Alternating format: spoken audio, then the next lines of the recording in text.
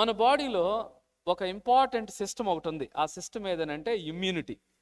మనం అందరం అడుగుతాం కదా, కొంచెం రోగ నిరోధక శక్తి తక్కువ ఉందండి, ఇమ్యూనిటీ తక్కువ ఉందండి, అందుకని అన్నిటికీ సిక్ అవుతున్నారంటారు. కానీ యాక్చువల్ పాయింట్ ఏంటంటే ఇమ్యూనిటీ తక్కువ ఉండటం అనేది కాదు. అసలు పాయింట్ ఏంటంటే ఇమ్యూనిటీ అనేది ప్రాపర్గా ట్రైన్ చేయబడాలి. అంటే ఫర్ ఎగ్జాంపుల్ ఒక సెక్యూరిటీ గార్డ్ ఉన్నాడండి, ఓ పెద్ద గన్ ఇచ్చారు, ఆయనకి ట్రైనింగ్ లేకపోతే ఏం చేస్తాడు? ఆయనకు తెలిసింది ఏదనంటే ఈ ఇంటికి కాని ఎవరైనా వచ్చేస్తే లేపడేస్తే అనే ఒక ఇన్స్ట్రక్షన్ ఉందనుకోండి. సో ఇప్పుడు ఫర్ ఎగ్జాంపుల్ ఎవరో బంధువులు వచ్చారు తెలియని వాళ్ళు, వచ్చిన తర్వాత వెంటనే ఏం చేస్తాడు? గన్ను తీసుకుని కాల్చి పడేస్తే? No, that is not the way. నువ్వు అర్థం చేసుకోవాలి, వాళ్ళని కరెక్ట్గా అండర్స్టాండ్ చేసుకుని you have to fight with them. So ఇప్పుడు ఇమ్యూనిటీ సిస్టమ్ అనేది మన బాడీలో హీరో లాంటిది, అట్ ద సేమ్ టైం అదే విలన్. సో ఇప్పుడు మనం తీసుకునే ఆహారంలో ఆ ఆహారం ఈ లీక్లో నుంచి, లీక్ ఎందుకు వస్తుంది తర్వాత సెషన్లో అన్న కొన్ని విషయాలు చెప్తారు, ఎందుకు లీక్స్ వస్తున్నాయి, ఎందుకు ఆ ప్రాబ్లమ్స్ వస్తాయి, ఫుడ్లో నుంచి వచ్చే ఎలాంటివి మనల్ని ఆ హార్మ్ క్రియేట్ చేస్తుందని చెప్తారు. ఆ లీకీ గట్ అంటారు దాన్ని. ఆ లీక్స్లో నుంచి వెళ్ళినప్పుడు ఆ ఫుడ్ తీసుకున్న తర్వాత వెంటనే ఇమ్యూనిటీ యాక్ట్ అయిపోద్ది. బ్లడ్లోకి ఏదో ఉండాల్సిన ఎలిమెంట్ కాకుండా వేరే ఎలిమెంట్ ఏదో వచ్చేసింది, అటాక్ మొదలు పెడుతుంది. ఈ అటాక్ మొదలు పెట్టినప్పుడు అక్కడ మొదలవుతుంది స్లోగా ఆటో ఇమ్యూన్ డిసీజెస్ కానీ, ఆ తర్వాత అక్కడి నుంచే అనేకమైన వాటికి తెరదీసినట్లుగా జరుగుతుంది. సో ఫస్ట్ ప్రాబ్లం ఏంటంటే లోపల ఉన్న టిష్యూ టు టిష్యూ కనెక్టివిటీ మధ్యలో ఉన్న గ్యాప్స్, ఆ గ్యాప్స్లో నుంచి వచ్చిన ఇష్యూ వలన ఇమ్యూనిటీ యాక్ట్ అయిపోయింది. ఒక విధంగా చెప్పాలంటే మీరు చెప్పండి, ఇక్కడ ఒక పెద్ద ఆర్మీ ఫోర్స్ ఒకవేళ దిగి చుట్టూ మొత్తం గస్తీ కాశారనుకోండి, అది అందరూ సాధారణంగా జీవించగలుగుతామో? కంటిన్యూ అంటే మామూలుగా నార్మల్గా ఉన్న డేలాగ్ వెళ్ళలేం. ఎందుకని? సెక్యూరిటీ ఫోర్సెస్ ఉన్నాయి, మొత్తం హై అలర్ట్లా ఉంటుంది. It is not easy. వాళ్ళని ఎప్పుడు దించాలి? రోజువారీగా గుడివాడలో ఈ ప్రాంతంలో మొత్తం వెళ్ళి ఒక 1000 మందిని రోజుకు ఒకసారి దించి కాసేపు నడిపిస్తూ ఉన్నారనుకోండి, ఏమనిపిస్తుంది? ఎందుకు తీసుకొస్తున్నారు అనవసరంగా ఇక్కడికి? They are not there suppose to be. వాళ్ళు వేరే చోట ఉండాలి, అవసరమైన సమయంలో రావాలి. ఇప్పుడు మన బాడీలో ఏం జరుగుతుంది అంటే మనం తీసుకునే ఈ యొక్క టాక్సిన్స్, విష పదార్థాలు, లేకపోతే దానిలో నుంచి వచ్చే కెమికల్ ఎక్స్పోజర్ వల్ల పదే పదే మన ఇమ్యూనిటీ వ్యవస్థని అదేం చేస్తుంది అంటే మేలుకొలుపుతూ ఉంటుంది, పదే ట్రిగ్గర్ చేస్తుంది. దానివల్ల ఆ ఇమ్యూనిటీ ప్రాపర్గా ట్రైన్ చేయబడటం వల్ల గన్ను చేతిలో ఉంది, కానీ ఎక్కడ కాల్చాలో ఫుల్ ట్రైనింగ్ అవ్వలేదు, కళ్ళకు గంతలు కట్టేశారు. ఇక గన్ను తీసుకుని లే కాల్చు అనగానే వెంటనే అటాక్ మొదలు పెట్టేస్తుంది. సో మన బాడీలో ఇది జరుగుతుందండి. అందుకనే ఈ ట్రైనింగ్ ఎవరిస్తారు ఇమ్యూనిటీకి? ఎవరిస్తారు తెలుసా? విటమిన్ డి ఇస్తుంది. విటమిన్ డి సెల్ ఎఫెక్ట్ కావాలంటే విటమిన్ డి కావాలి.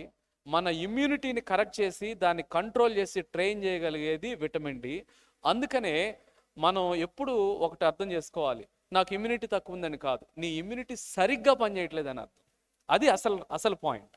ఇట్ ఈస్ నాట్ ఇమ్యూనిటీ తక్కువ ఉందా ఎక్కువ ఉందా, అది కాదు సమస్య. సమస్య ఏదనంటే అది కరెక్ట్గా పనిచేయాల్సిన విధంగా పనిచేయటానికి కావలసిన వాటిని మనం ఇస్తున్నామా లేదా. ఈ ఒక్క లాజిక్ అర్థం చేసుకుంటే కరోనా కాదు, లేకపోతే వేవ్ తర్వాత వేవ్ కాదు, ఏ ప్రాబ్లం వచ్చినా సరే కూడా ఆ ప్రాబ్లం అన్నిటికీ పరిష్కారం ఎక్కడుందనంటే మన రోగ నిరోధక వ్యవస్థ దేవుడు అద్భుతంగా చేసిన ఈ క్రియేషన్లో మొత్తం డిస్టర్బ్ అయిపోయింది, డిస్ట్రాక్ట్ అయిపోయింది. ఇప్పుడు దాని యొక్క స్థితిలోకి తీసుకురాగలిగితే everything will be set right. ఒకటి అర్థం చేసుకుందాం, హాస్పిటల్ డాక్టర్స్ అవసరమే. ఒక ప్రోడక్ట్ తీసుకున్నాం అనుకోండి, వాళ్ళు ఏమంటారు తెలుసా? వారంటీ గ్యారంటీ ఇచ్చినప్పుడు ఇది ఇన్ని సంవత్సరాలు ఖచ్చితంగా పనిచేస్తుంది, ఒకవేళ ఏదైనా తేడా వస్తే మేము రీప్లేస్ ఇస్తూ ఉంటారు. కానీ ఒకవేళ డ్యామేజ్ అయితే అది మీరు సపరేట్గా చేయించుకోవాలి, ఈ ఫంక్షనాలిటీకి మాత్రం తేడా వస్తే మేము దాన్ని రీప్లేస్ చేస్తాం. దేవుడు అద్భుతంగా మనల్ని చేశాడు.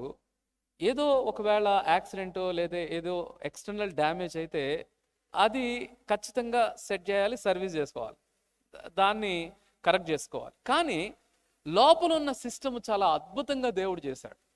ఆ సిస్టము ఇన్నిన్ని మెడికేషన్స్ ఇవ్వవలసిన అవసరం లేదు. కేవలం ఆ బాడీకి ఇవ్వవలసిన అవసరమైన విటమిన్స్ మినరల్స్ ఇవ్వగలిగితే అది దాని పనితీరు కరెక్ట్గా పనిచేసుకుంటూ వెళ్తుంది. ఈరోజు మన ప్రాబ్లం ఏదనంటే విటమిన్స్ మినరల్స్ ఇవ్వటం కంటే కూడా మెడిసిన్స్ ఇవ్వటానికి బాడీని ట్రైన్ చేస్తూ ఉన్నారు. ఇప్పుడు ఒక ప్రాబ్లము కోసం ఒక మెడిసిన్ వేసాం, దాని సైడ్ ఎఫెక్ట్లో ఇంకొకటి మొదలవుతుంది, మళ్ళీ దానికి మెడిసిన్ వేయాలి. సో ఈ సైకిల్లో లూప్లో పడిపోతాం, ఒకదాని తర్వాత ఒకటి ఒకదాని తర్వాత ఒకటి. అది తిరిగి తిరిగి తిరిగి తిరిగి ఒక పాయింట్ ఆఫ్ టైంలోకి ఏది వేసినా పనిచేయదు, కథం. మనం ఏమనుకుంటామంటే ఇవి వేసినప్పుడు అమ్మాయి అది తగ్గింది అనుకుంటాం, కానీ ఇది ఇంకొక రోజు ఇంకొక చోట ఇష్యూను క్రియేట్ చేస్తుంది. అప్పుడు మళ్ళా దానికోసం ఇంకొకటి వేస్తావు, అది మళ్ళీ కొన్ని రోజులు ఉపశమనం ఇచ్చి మళ్ళీ ఇంకొకటి క్రియేట్ చేస్తుంది. సో ఇప్పుడు బాడీలో ఉన్న రుగ్మతలకి మెడిసిన్ ట్రీట్మెంటే, అదే అంటున్నారు కదా, ఫార్మాసిటికల్ ట్రీట్మెంటే. మెడికల్ ట్రీట్మెంట్లోనే వెళితే సైకిల్లో వెళతా ఉంటావు, ఎప్పుడు ఎక్కడ బ్రేక్ అయిద్దో సర్క్యూట్ తెలియదు. అందుకని మీరు చూడండి, షుగర్ మందులు వేసుకుంటూ ఉంటారు, పవర్ పెరుగుతూనే ఉంటుందా, పవర్ తగ్గుతుంటుందా? పవర్ పెరుగుతుంది. ఎందుకని? The treatment is different. అసలు షుగర్కి కారణం ఏంటి? ఇప్పుడు ఆ సెషన్ చెప్పాలంటే కష్టం, అవన్నీ రికార్డింగ్ ఉన్నాయి, మీరు అవన్నీ వినండి. నేను ఉపోద్ఘాతం లాగా మెయిన్ పాయింట్ టచ్ చేస్తున్నాను. బీపీ మందులు ఉన్నాయి, బీపీ కంప్లీట్గా తీసేయగలుగుతారా? తీసేయలేరు. పవర్ పెంచుతూనే ఉంటారు కదా, పవర్ పెరుగుతూనే ఉంటుంది. సో ఇవన్నీ మనం అర్థం చేసుకుంటే మెడిసిన్స్ అనేవి అవసరమైన సమయంలో అవసరమే, కానీ ఇంత రెగ్యులర్గా ఇంత కంటిన్యూస్గా సిస్టమ్ని మెడిసిన్తో డెవలప్ చేస్తూ హెల్త్లోకి తీసుకురావటం అనేది it may not be right procedure. The right procedure is, correct procedure ఏంటంటే బాడీ పని చేయటానికి కావలసిన వాటిని బాడీ నిర్మించబడిన విధానంలో నుంచి దానికి ఇవ్వాల్సిన ఇస్తే అదే రికవర్ చేసుకుంటూ ముందుకెళ్తుంది. ఇది ఫండమెంటల్ ప్రిన్సిపల్. అందుకనే భాను గారు ఫస్ట్ కాడ నుంచి నాకు ఈ సమస్యతో నా దగ్గరికి రాకండి, దయచేసి మీ రిపోర్ట్స్తో నా దగ్గర రాకండి. నా ఫస్ట్ పాయింట్ ఏదనంటే మీ బాడీకి ఇవ్వవలసిన వాటిని ఇవ్వండి, అది రిపేర్ చేసుకోగలిగే కెపాసిటీ బాడీకి ఉంది. దేవుడు అంత అద్భుతంగా నిర్మించాడు. బాడీ మీద అంత కాన్ఫిడెన్స్ ఎందుకు? దానంతట అదే రికవర్ చేసుకోగలదు అన్న కాన్ఫిడెన్స్ ఆయనకి ఎక్కడి నుంచి వచ్చింది? ఒకటే, it is designed by God. దేవుడు చేశాడు కాబట్టి అది. ఒకవేళ మానవుడు తన మేధస్సుతో చేసి ఉండుంటే చెప్పొచ్చు, కొంచెం డౌట్ ఉండొచ్చు, ఓకే ఆయన మేధస్సుతో ఇంతవరకు చేయగలిగాడు. కానీ దేవుడు తన అద్భుతమైన మహత్ జ్ఞానంలో నుంచి ప్రభు మానవుని నిర్మించాడు. ఆ బాడీకి కావలసినవన్నీ కూడా దేవుడు సమకూర్చాడు. కావలసిన అవసరమైన ఆహారాన్ని కూడా దేవుడు ముందు పెట్టాడు. అందుకే అనుకుంటాను, ఫస్ట్ క్రియేషన్లో డే 1లో వెలుగు అని అన్నాడు. వెలుగుకి మనకు లింక్ ఉంది. ఆ తర్వాత పక్షులు, జంతువులు, వాటికి మనకు లింక్ ఉంది. వృక్షాలు, చెట్లు, ఫలాలు, వాటికి మనకు లింక్ ఉంది. ఒకటి బయట నుంచి తీసుకోవాల్సి ఉన్నాయి, ఒకటి పైనుంచి వచ్చేది ఉంది లైట్, ఇంకొకటి నీ బాడీలోనే ఒక సెక్యూరిటీ సిస్టమ్ పెట్టాడు. ఆ సెక్యూరిటీ ఇమ్యూనిటీ. ఆ వ్యవస్థ పదిలంగా చక్కగా ట్రైన్ చేయబడగలిగినప్పుడు మనం లోపల బెటర్ అవుతాం. బయట నుంచి తీసుకునే ఆహారాల్లో చేంజ్ చేసుకోవాల్సి ఉన్నాయి. కారణం ఏదనంటే మధ్యలో ఒక చిన్న డిస్ట్రప్షన్ జరిగింది. ఏంటది? దేవుడు అద్భుతంగానే సృజించాడు, కానీ మానవుడు పాపం చేసినప్పుడు గచ్చబొదలు వలసినాడు అంటాడు. సృష్టిలో ప్రాబ్లం వచ్చేసింది. సృష్టిలో అన్ని తీసుకోగలిగే విధంగా లేదు. ఇప్పుడు ఆ రోజు ఆదాంతో చెప్పింది ఏంటంటే ఈ చెట్లలో నువ్వు ఏదైనా నువ్వు తినొచ్చు అని చెప్పేశాడు. కానీ ఈరోజు అన్ని తినగలిగే స్టేజ్లో లేము. ఎందుకనంటే బికాజ్ ఆ క్రియేషన్లో ఎప్పుడైతే మానవుడు దేవునికి దూరం అయిపోయాడో there is a problem entered. అందుకనే ఈరోజు మన వ్యవస్థ వీక్ అయిపోయింది ఇంటర్నల్గా. రెండవది అవుట్ సైడ్ కూడా అన్నిటినీ యథేచ్ఛగా వెళ్ళగలిగే స్టేట్లో లేము, సెలెక్టివ్గా వెళ్ళాల్సిన పరిస్థితి వచ్చింది. అందుకనే ఈరోజు మనం ఈ విషయాలు మాట్లాడుకుంటా ఉన్నాం. సో ఫస్ట్ పాయింట్, లైట్ నేచర్తో మనకున్న లింక్. తర్వాత ఆహార విషయంలో మనం తీసుకోవాల్సిన వాటిలో ప్రాముఖ్యమైన కొన్ని ఇష్యూస్ ఏంటనంటే సాల్ట్ మీద పెద్ద ఒక శత్రువుగా సాల్ట్ని చూపించారు, ఉప్పుని. రెండవది ఫ్యాట్. షుగర్ వచ్చిందా అమ్మాయికి నువ్వు ఫ్యాట్ ఆపేయాలి, మాంసం తింటాం ఆపేయాలి, ఇవి తింటాం ఆపేయాలి, కొన్ని వచ్చేసినాయి. ఫ్యాట్ అనేది ఒక డేంజర్. ఈ ఆయిల్ తీసుకోవాలంటే అమ్మో దీంట్లో ఫ్యాట్ ఉంటుంది, జీరో ఫ్యాట్ ఏమైనా ఉన్నాయా? సో మన అంతా అండర్స్టాండింగ్ ఏదంటే కొవ్వు మొత్తం పైన మాంసం కొట్లోకి వెళ్తే పైన పీకుతా ఉంటాడు మనం కూర్చుని, layer by layer layer by. ఏంటంటే కొంచెం కొవ్వు కూడా కనపడకూడదు, మొత్తం తీసేయండి అని. ఏంటనంటే గుండెకు ప్రాబ్లం, సాల్ట్, బీపీ, మళ్ళీ అల్టిమేట్గా మళ్ళీ గుండెకే ప్రాబ్లం. సో ఇవన్నీ ఫైనల్గా ఒక్కొక్కటి లేయర్గా ఫామ్ అయ్యి కొవ్వు నుంచి, నెయ్యి నుంచి, తర్వాత ఎగ్ ఎల్లో తినొద్దు, బయటపడేయండి, వైట్ మాత్రమే తినండి. ఇవన్నీ చూస్తూ ఉన్నప్పుడు నిజంగా బాడీకి అవసరమైన వాటిని పక్కకి నెట్టివేయబడే ప్రక్రియ జరిగింది. దానివలన ఈరోజు నెయ్యి తీసుకోవట్లేదు, ఎగ్ ఎల్లో తినట్లేదు, ఆయిల్స్ జీరో ఫ్యాట్ ఆయిల్స్కి వచ్చాం, కానీ హార్ట్ అటాక్స్ పెరిగిపోతున్నాయి. రోగాల్లో ఏమైనా తగ్గుదల జరుగుతుందా? కాదు, క్యాన్సర్లు పెరిగిపోతున్నాయి, హార్ట్ అటాక్లు పెరిగిపోతున్నాయి.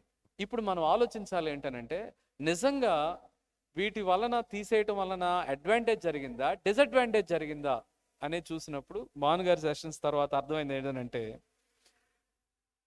అక్కడ ఏది చెప్పారో దానికి రివర్స్లో వెళ్ళాల్సి వస్తుంది. సాల్ట్ డేంజర్ అన్నారు, కానీ అన్న సెషన్స్లో సాల్టే ఎసెన్షియల్. ఏ సాల్ట్ గురించి వాళ్ళు మాట్లాడారు? బయట దొరికే తెల్లుప్పు కాదు, కళ్ళుప్పు, తర్వాత పింక్ సాల్ట్ గురించి మాట్లాడుతున్నారు. తీసుకోవాలి, సాల్ట్ తీసుకోకపోతే హార్ట్ అటాక్స్ వస్తాయి. బీపీ కంట్రోల్ కాదు, మనకేంటంటే సాల్ట్ తీసుకుంటే బీపీ వస్తుంది, కానీ సాల్ట్ తీసుకోకపోతే ఇంకా సమస్యలు ఎక్కువ వస్తాయి. తర్వాత ఫ్యాట్ తీసుకోవాలి, హై ఫ్యాట్. అందుకనే ఆటిజం పిల్లల్లో చాలా హై ఫ్యాట్ డైట్ ఇమ్మంటారు. ఈవెన్ క్యాన్సర్ పేషెంట్స్లో కూడా హై ఫ్యాట్ డైట్ ఇమ్మంటారు. కారణం ఏదనంటే fat is good for us, good for health. తర్వాత ఇంకోటి తీసుకున్నట్లయితే నెయ్యి. నెయ్యి కూడా చాలా ఎసెన్షియల్. కొన్ని ఏరియాస్లో బాడీలో ఉన్న అవన్నీ కూడా నేను చెప్పలేను, నెయ్యి కూడా చాలా ఇంపార్టెంట్. వీరమాచి నేను ఆయన అయితే అంటాడు, దాదాపు మీరు 2 కిలోలు తిన్నా పర్వాలేదు నెలకు వచ్చి అంటాడు. ఏమీ కాదు, కానీ ఇవన్నీ దూరం పెట్టడం వలన రోగాలు పెరుగుతూ వెళ్ళినాయి. ఆ తర్వాత ఈవెన్ మన హెల్త్ కూడా డిస్టర్బ్ అవుతూ వచ్చింది. అందుకనే ఈ సెషన్స్ అన్నిట్లో కూడా అవన్నీ తీసుకోమని భానుగారు సజెస్ట్ చేశారు. ఆ తర్వాత గ్యాస్. సరే, ఇక అవన్నీ నేను వెళ్తే కష్టం. ఇక్కడ నేను కొన్ని సెషన్స్ మెయిన్ విషయాలు చెప్తాను. లీకీ గట్, షుగర్, అది గ్యాస్ రిలేటెడ్ ప్రాబ్లము మనం ఎవరికి వచ్చిన వెంటనే ఏమంటారంటే ప్యాంటాప్ వేసుకోవాలి, లేకపోతే దానికి సంబంధించిన ట్యాబ్లెట్స్ వేసుకుంటాం ఎర్లీ మార్నింగ్. ఓ రోజు మాట్లాడుతూ చెప్పిన మాట ఏంటనంటే గ్యాస్ ట్యాబ్లెట్ల వల్ల గ్యాస్ ఎక్కువ వస్తుంది అన్నాడు. అన్నా మేము అనుకున్నాం మరి గ్యాస్ ట్యాబ్లెట్ల వల్ల గ్యాస్ తగ్గిద్దని ఆ ఫీలింగ్ కూడా కనబడుతుంది కదా, గ్యాస్ ట్యాబ్లెట్ వల్ల గ్యాస్ వస్తుందని ఎలా చెప్తారు అని అంటే సింపుల్ లాజిక్ చూడండి, చాలా సింపుల్గా చెప్తాను. ఇప్పుడు ఇక్కడ తీసుకున్న ఆహారం ఉంది, ఈ పైప్లో నుంచి ఈసోఫాగస్ అంటారు, ఇక్కడ నుంచి వచ్చి ఒక పైప్లో వచ్చి అక్కడ నుంచి కింద స్టమక్ ఉంటుంది కదా, దానిలోకి పడిపోతుంది. సో ఇప్పుడు చాలామంది చెప్పేది ఏంటంటే ఆ యాసిడ్ పైకి తంతుంది, బయటకు వస్తుంది, అందుకనే మీకు యాసిడ్ సప్రెసర్స్ అంటే యాసిడ్ పైకి తనకుండా యాసిడ్ తగ్గించే మందులు వేసుకోవటం వల్ల మీకు గ్యాస్ తగ్గిద్దంట. ఇక్కడ సమస్య ఏంటంటే అసలు ఫస్ట్ ఫిక్స్ చేయాల్సింది ఎక్కడ, పైకి ఎందుకు తంతుంది? అది లోపల ఆహారం పడిపోయిన తర్వాత అది మూసుకోవాలి అక్కడ ఈసోఫెగస్, అది క్లోజ్ అవ్వకోకుండా అది ఎందుకు ఓపెన్ అవుతుంది? దాన్ని ఎక్కడైనా కరెక్ట్ చేయగలుగుతున్నారా? అది చేయట్లేదు. అందుకనే బాణం చెప్తుంది ఏంటంటే విటమిన్ డి ఇవ్వటం వలన కరెక్ట్గా అది క్లోజ్ అవ్వాల్సింది కరెక్ట్గా క్లోజ్ అవుతుంది, అక్కడ విటమిన్ డి కావాలి. సో ఫస్ట్ ఫిక్స్ అక్కడ చేయాలి, అది చేయరు. కానీ ఇది అన్న చెప్పిన సెషన్స్లో అది ఫస్ట్ పాయింట్. రెండోది, ఇప్పుడు యాసిడ్ తగ్గించటం వల్ల యాసిడ్ ఎందుకు అవసరం? ఆహారం డైజెస్ట్ అవ్వాలి కాబట్టి అక్కడ యాసిడ్ అవసరం. ఇప్పుడు యాసిడ్ని నువ్వు తగ్గిస్తే మరి డైజెషన్ ఫుల్గా అవ్వని ఆహారం చిన్నపేగులోకి వెళ్తుంది, అక్కడ స్మాల్ ఇంటెస్టినల్ ప్రాబ్లం మొదలవుతుంది, సిబో ప్రాబ్లం. సో ఇప్పుడు గ్యాస్ తగ్గించి పై వరకు అంతా బాగానే ఉందనుకున్న నీకు లోపల ఏం జరుగుతుందో తెలియదు, అది తర్వాత బయటకు వస్తుంది. లోపల డైజెస్ట్ కాని ఆహారం చిన్న పేగులోకి వెళ్తుంది. ఆ తర్వాత అక్కడి నుంచి పెద్ద పేగులోకి వెళ్తా ఉన్నప్పుడు మనం తీసుకునే యాంటీబయాటిక్స్ వల్ల మంచి బ్యాక్టీరియా ఉంటుంది, పులియబెట్టే బ్యాక్టీరియా ఉంటుంది. ఎందుకంటే విటమిన్స్ మినరల్స్ బయటికి రావాలంటే దాన్ని పులియబెట్టాలి పెద్ద పెద్ద పేగులు. సో ఇప్పుడు యాంటీబయాటిక్స్ ఏమో అక్కడున్న ఎన్విరాన్మెంట్ని పాడు చేస్తున్నాయి. మనం అసలు దగ్గు రాగానే వెంటనే వెళ్ళి అజిత్రోమైసిన్ వేసేస్తాం కదా వెంటనే. యాంటీబయాటిక్స్ ఏమో బ్యాక్టీరియాని కిల్ చేస్తున్నాయి, అక్కడ ప్రాబ్లం వస్తుంది. ఇక్కడ యాసిడ్ తగ్గించడం వలన అన్డైజెస్టెడ్ ఫుడ్ స్మాల్ అంటే చిన్న పేగుల్లోకి వెళ్తా ఉంది, అక్కడ ఇంకొక ప్రాబ్లం వస్తూ ఉంది. తర్వాత చిన్న పేగులోంచి పెద్ద పేగులోకి వెళ్ళే ఆ మధ్య గ్యాప్లో టైమింగ్ ఉంటుంది, కరెక్ట్ టైమింగ్లో ఇక్కడ నుంచి దాన్ని నెక్స్ట్ పెద్ద పేగులోకి వెళ్ళాలి. సో ఈ అన్డైజెస్టెడ్ వల్ల ఈ డ్యూరేషన్ అనేది గ్యాప్ వచ్చి అక్కడ ఇంకొక భయంకరమైన problem, another related gastric problem వస్తుంది. ఇవన్నీ ఒక ఎత్తు అయితే ఈ లేయర్ మొత్తంలో చిన్న చిన్న క్రాక్స్ రావడానికి కారణం కొన్ని ఉన్నాయి. వాటి వల్ల ఆటో ఇమ్యూన్ డిసీజులు మొదలైపోతున్నాయి. అండ్ అన్డైజెషన్ వలన రావాల్సిన విటమిన్స్ మినరల్స్ మళ్ళీ ఇక్కడ నుంచి బయటకు రావు. అంటే చూడండి, ప్రాబ్లమ్స్ పెరిగిపోతుందా తగ్గుతుందా? అక్కడ సపరేట్ చేయటం వలన, యాసిడ్ తగ్గించడం వలన నెక్స్ట్ ఇంకొక లేయర్లో ప్రాబ్లం వస్తుంది. దాని నుంచి యాంటీబయాటిక్స్ వల్ల ఇంకో లేయర్లో ప్రాబ్లం వస్తూ ఉంది. టోటల్ సిస్టంలో విటమిన్స్ మినరల్స్ నువ్వు మంచి ఆహారం తీసుకున్నా కూడా అది ప్రాపర్గా నీ ఒంట్లోకి వెళ్ళి కావలసిన విటమిన్స్ మినరల్స్ రావు. అందువల్ల అన్ని బాగానే తీసుకుంటున్నానండి, మరి ప్రాబ్లం ఎందుకు వస్తుంది? అసలు ఫిక్స్ చేయాల్సిన ప్రాబ్లమ్స్ లేవు. నువ్వు పొద్దున్నే గ్యాస్ టాబ్లెట్ వేసుకుంటున్నావు, అంత అయిపోయింది అనుకుంటున్నావు, కానీ కాదు, ప్రాబ్లం అక్కడే ఉంది. సో ఇప్పుడు చేయాల్సింది ఏదనంటే ఆ క్లోజ్ అవ్వాల్సింది క్లోజ్ చేయాలి. లేయర్ని బాగు చేసుకునే క్రమంలో tissue to tissue connectivity, vitamin D అనేది ఆ టైట్గా ఉంచుతుంది, గ్యాప్ లేకుండా, క్రాక్స్ రాకుండా. దాంతోపాటు కొలాజన్ పౌడర్ ఆ టైట్ని మెయింటైన్ చేస్తుంది. కొలాజన్ పౌడర్, విటమిన్ D3 ఇవన్నీ కూడా హెల్ప్ చేస్తాయి. తర్వాత యాసిడ్ తగ్గించకూడదు, యాసిడ్ పెరగాలి. అందుకనే యాపిల్ సైడర్ వెనిగర్ మార్నింగ్ పూట ఇచ్చిన వాళ్ళలో గ్యాస్ట్రిక్ ప్రాబ్లమ్స్ తగ్గుతున్నాయి. కారణం ఏదనంటే బికాజ్ యాసిడ్ని తగ్గించడం కాదు, కావలసిన యాసిడ్ ఉంటే ప్రాపర్గా డైజెస్ట్ అయిపోయి అన్నీ ప్రాపర్గా జరుగుతాయి. అందుకనే మనం సెషన్లో కూడా మార్నింగ్ పూట యాపిల్ సైడర్ వెనిగర్ ఇస్తున్నాం. సో ఇప్పుడు మీకు అర్థమవుతుందా? మార్నింగ్ ఎక్కడ మొదలు పెట్టాం? యాపిల్ సైడర్ వెనిగర్తో మొదలు పెడతాం. తర్వాత విటమిన్ డి తీసుకుంటాం. ఆ తర్వాత ఈ బాడీ లోపల జరిగే ఈ ప్రక్రియ అంతా, మూమెంట్స్ అంతా కూడా ఒక నర్వ్ ఉంటుంది, వేగస్ నర్వ్ అని. అది బ్రెయిన్ దగ్గర నుంచి మొత్తం ఈ ప్రక్రియ అంతటిని కనెక్ట్ చేస్తుంది. ఆ వేగస్ నర్వ్కి దాని యొక్క స్ట్రెంగ్త్ని, దాన్ని కరెక్ట్గా మెయింటైన్ చేసేది విటమిన్ B1, బెన్ఫోటమిన్. 3 పూట్ల ఎందుకు తీసుకోమని చెప్తా ఉన్నారు? ఇదంతా కంట్రోల్ చేసేది ఆ సిస్టంలో ఈ న్యూరలాజికల్ రిలేటెడ్ వీటన్నిటిలో కూడా మళ్ళీ న్యూరాన్కి సంబంధించి యాక్టివిటీకి ఆల్ఫా లైపోయిక్ యాసిడ్, ఆ తర్వాత vitamin B1, vitamin D3, collagen, Apple cider vinegar. వచ్చేసిన చాలా లిస్టు, ఇవన్నీ పెట్టుకోండి మైండ్లో. లింకులన్నీ తర్వాత వస్తాయి దాంట్లో సెషన్స్లో మీరు జాయిన్ అయినప్పుడు. ఆ తర్వాత మరి ఒమేగా-3 టాక్సిన్స్ని వీటన్నిటిని బయటికి ఎలిమినేట్ చేసే క్రమంలో. ఆ తర్వాత నెక్స్ట్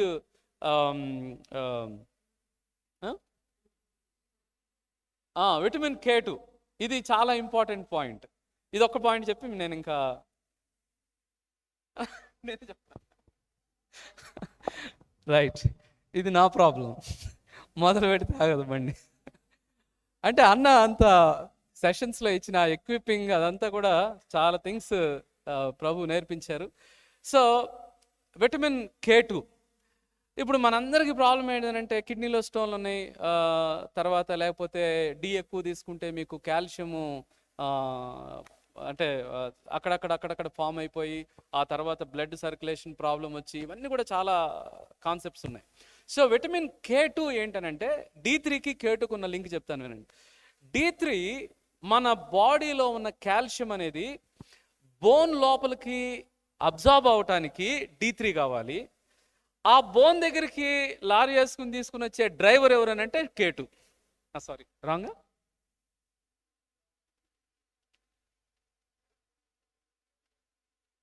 రైట్, K2 ఏంటనంటే డ్రైవ్ చేస్తుంది, అక్కడికి తీసుకుని వస్తుంది కాల్షియంని.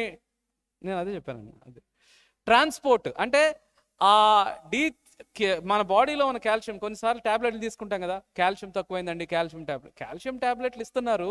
కానీ బాడీ బోన్ లోపలికి సింక్ అవ్వాలనంటే, అబ్జర్వ్ అవ్వాలనంటే D3 కావాలి. నువ్వు D3 లేకుండా కాల్షియం ఎన్ని ఎక్కువ వేసుకుంటే కిడ్నీ స్టోన్స్ తప్ప వేరేది రాదు. అసలు కిడ్నీ స్టోన్స్ వచ్చేది D3 వల్ల కాదు. D3 తక్కువై నువ్వు తీసుకునే కాల్షియంస్ ఎక్కువై అక్కడ నుంచి స్టోన్స్ ఫామ్ అయ్యే అవకాశం ఉంటుంది. అయితే ఇక్కడ అర్థం చేసుకుందాం, కాల్షియంని ప్రాపర్గా ఎక్కడికి వెళ్ళాలో ఆ ట్రాన్స్పోర్ట్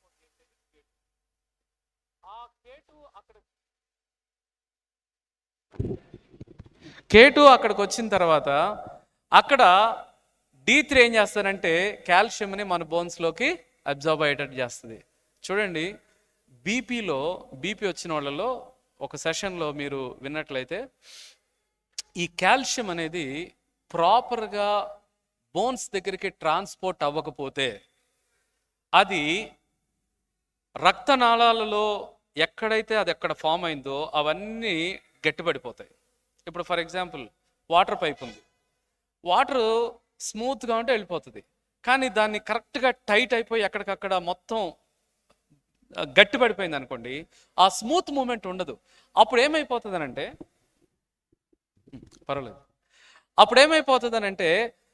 ఈ బ్లడ్ ఏదైతే ఉందో రక్తనాళాల్లోకి కాల్షియం రావటం వలన అవన్నీ టైట్ అయిపోయి అవి సాఫ్ట్గా ఉండకపోవటం వల్ల బ్లడ్ ఫ్లో అనేది కొంచెం గట్టిగా ప్రెస్ చేయాల్సి వస్తుంది అనమాట. అదే బ్లడ్ ప్రెషర్. హై బీపీ అంటే ఏంటంటే బ్లడ్ని అన్ని పార్ట్స్లోకి వెళ్ళటానికి పంప్ చేయాలి. దాని లోపల పంపించాలని అంటే హార్ట్ ఏం చేయాలంటే ప్రెషర్ పెంచాలి. ఈ ప్రెషర్ ఎందుకు పెరిగింది? అక్కడ ఏవో రక్తనాళాల్లో కొన్ని స్టిఫ్ అయిపోయినాయి. ఎందుకు గట్టి పడిపోయినాయి ఆ రక్తనాళాలు అంటే కాల్షియం అనేది బోన్స్ దగ్గర ఉండాల్సింది నాళాల దగ్గరికి వచ్చింది. K2 లేకపోవడం వలన ప్రాపర్గా అదేమవుతుందనంటే ఉండాల్సిన ప్లేస్లో కాకుండా ఉండకూడని ప్లేస్లో ఉంది. దాని వలన ఇంకో సైడ్ ఎఫెక్ట్ ఏదనంటే ప్రెషర్ పెరుగుతుంది. ఈ ప్రెషర్ ఎందుకు పెరుగుతుందనంటే దానికి ఎవరు చెప్తున్నారు సిగ్నల్ ఏంటనంటే, బాబు పలానా పార్ట్లోకి బ్లడ్ సరిగ్గా వెళ్ళటలేదు, కొంచెం ప్రెషర్ పెంచు. ఇప్పుడు మన మందులు ఏంటో తెలుసా? అసలు నాకు చాలా థ్రిల్ అనిపించింది అన్న చెప్తా ఉన్నప్పుడు. బ్లాకర్స్ అనమాట, బీటా బ్లాకర్స్. ఇవన్నీ ఏంటనంటే ఎవరైతే వెళ్ళి హార్ట్కి నువ్వు ప్రెషర్ పెంచని చెబుతున్నారో వాళ్ళ నోరు మూయించేయటం. ఫర్ ఎగ్జాంపుల్ ఇక్కడ ఫైర్ అలారం ఉంది, ఫైర్ వస్తే అలారం మోగాలి. ఒకవేళ ఫైర్ వస్తుంది, అలారం బాగా నాయిస్ చేస్తుందని వెళ్ళేసి దాన్ని ఆఫ్ చేసాం అనుకోండి, కొంచెం ఇరిటేషన్ తగ్గిద్ది. కానీ అసలు తగలబడుతున్న ప్రక్రియని బయటికి తీసుకురాలేదు కదా. ఇప్పుడు ప్రాబ్లం ఏంటంటే మెడికేషన్లో, బీపీ మెడికేషన్లో బ్లాకర్స్ ఇస్తున్నారు. నువ్వు సైలెంట్గా ఉండు, ఎవరేం చెప్పబాకండి, దాని ప్రెషర్ని దాన్నే మెయింటైన్ చేయనివ్వండి అని చెప్తున్నారు. కానీ లోపల జరుగుతున్న ఇష్యూ అడ్రస్ అవ్వట్లా. అందుకనే మనము D3+K2 ఇచ్చినప్పుడు ఏం జరుగుతుందంటే ఆ కాల్షియం ఏదైతే ఉందో దాన్ని అక్కడ నుంచి ప్రాపర్గా ఎలిమినేట్ చేసినప్పుడు స్లోగా బ్లడ్ ప్రెషర్లో పవరు ఎక్కువ వేసుకునే వాళ్ళు పవర్ తగ్గించుకుంటూ వస్తున్నారు. కొంతమంది ఎలిమినేట్ చేస్తారు. రవిప్రసాద్ అన్నవాడు ఉన్నారు ఇక్కడ, almost he's on and off he's taking. మీరు ఎప్పుడైనా అసలు గమనించారా? బీపీ టాబ్లెట్లు వేసుకోకపోతే బర్స్ట్ అయిపోతాయి, బ్లాక్ అయిపోతాయి, గెట్లు కట్టేస్తాయి అనే మాటలు మనం వింటూ వచ్చాం. కానీ ఇష్యూ మనకు అర్థమైంది కదా. కాల్షియంని ట్రాన్స్పోర్ట్ చేసేది K2, అబ్జార్బ్ చేసేది D3. ఇది ఇచ్చిన తర్వాత స్లోగా బీపీ మందులు పవర్ తగ్గించుకుంటూ వస్తున్నారు. అందుకనే K2 ఈజ్ ఎసెన్షియల్. ఒకళ్ళకైతే హార్ట్ లోపల వాల్వ్స్ దగ్గర అక్కడ కాల్షియం రావటం వలన బ్లడ్ ఇట్లా పంప్ అయిన తర్వాత మూసుకోవాలి. అది స్టిఫ్ అయిపోయి ఏమైపోయింది అంటే అట్లా ఆ మూమెంట్ అనేది కొంచెం తగ్గిపోవటం వల్ల బ్లడ్ వెనక్కి వచ్చేస్తుంది. అయోటిక్ వాల్వ్ అక్కడ. వాటన్నిటిని వాళ్ళు ఏం చేస్తారంటే ట్రీట్మెంట్లో సర్జరీ చేసి మెకానికల్ వాల్వ్ వేస్తానంటారు.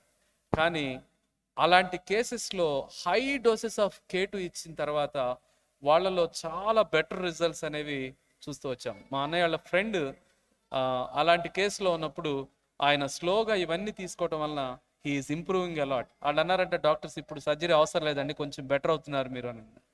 కారణం ఏంటి? అది వాళ్ళకి చెప్పలే ఏమి ఇస్తున్నామని. So K2 is such. So D3+K2, omega 3, COQ10. CO2 is another essential. ప్రతి ఆర్గాను యాక్టివ్గా హెల్తీగా ఉండాలని అంటే CO2 కావాలి. ఒక 25 ఇయర్స్ ఏజ్ తర్వాత మెల్లగా CO2 తగ్గుతూ వస్తుంది. బాడీలో పార్ట్లన్నీ ఎందుకు వీక్ అవుతాయి అని అంటే బికాస్ CO2 తక్కువ ఉన్నప్పుడు ఈ యొక్క హార్ట్ ఫంక్షన్స్ వీటన్నిటి కూడా డౌన్ అవుతూ ఉంటాయి. అందుకనే CO2 ఇవ్వటం వలన ఆర్గాన్స్ యాక్టివ్ అవుతాయి. CO2, D3+K2, ఆ తర్వాత omega-3, ఆ తర్వాత కొలాజన్ పౌడర్, ఆ తర్వాత alpha lipoic acid, vitamin B1, ఇవన్నీ తీసుకుంటే అందరికి వచ్చే ప్రశ్న ఏంటంటే, సార్ ఒక ట్యాబ్లెట్ తీసుకుంటుంటే సరిపోద్ది, ఇక్కడ మరి చాలా 10 తీసుకోవాల్సి వస్తుంది కదా అంట. కానీ ఒక ట్యాబ్లెట్ తీసుకుని పవర్ పెంచుకుంటూ ఎక్కడ అది భయంకరమైన స్టేట్కి తీసుకుని వెళ్తుందో తెలియని అది తీసుకోవటం బెటరా, లేకపోతే విటమిన్స్ మినరల్స్ తీసుకుని మన హెల్త్ని కరెక్ట్ చేసుకుని బెటర్ స్టేట్లోకి వెళ్ళటం యూస్ఫుల్లా? చెప్పండి. ఒక చిన్న స్కాన్ 5,000 రూపాయలు, కానీ 3,500 రూపాయలు 4,000 పెట్టుకుంటే సప్లిమెంట్స్ వస్తున్నాయి. ఆ సప్లిమెంట్స్ తీసుకున్న తర్వాత ఈ స్కాన్కి వెళ్ళే పరిస్థితి కూడా రావట్లేదుగా. కానీ మనకి ఏ నోషన్ ఉంటుందనంటే, ఇవన్నీ ఎందుకులే అనేసి చక్కగా వెళ్ళి టెస్టులు చేయించుకుని ఒక ట్యాబ్లెట్ ఇచ్చుకుని ఒక స్కాన్లు చేయించుకుని అవన్నీ లక్షలు అవుతాయి, వేలు అవుతాయి. ఏది సరైన మార్గం, ఏది ఉత్తమమైన మార్గం, అది మనం ఆలోచించాలి సార్. అండ్ దీని కంటిన్యూషన్గా అన్న కొన్ని పాయింట్లు చెప్తారు. సో ఇవన్నీ కూడా మనకి సెషన్స్ ఉన్నాయి, అన్ని రికార్డెడ్గా ఉన్నాయి, అన్నీ వినండి. ఇప్పుడు నేను చెప్పిన విషయాల్లో మీకు మార్నింగ్ ఇంత తీసుకోండి, మధ్యాహ్నం ఇంత తీసుకోండి, మార్నింగ్ ఈ ఫుడ్ తీసుకోండి, మధ్యాహ్నం ఈ ఫుడ్ తీసుకోండి ఏం చెప్పాల. బాడీ ఏం పనిచేస్తుందో, ఎట్లా పనిచేస్తుందో దానికి అవసరమైనవి చెప్పాం, అవి తీసుకోండి. రైట్?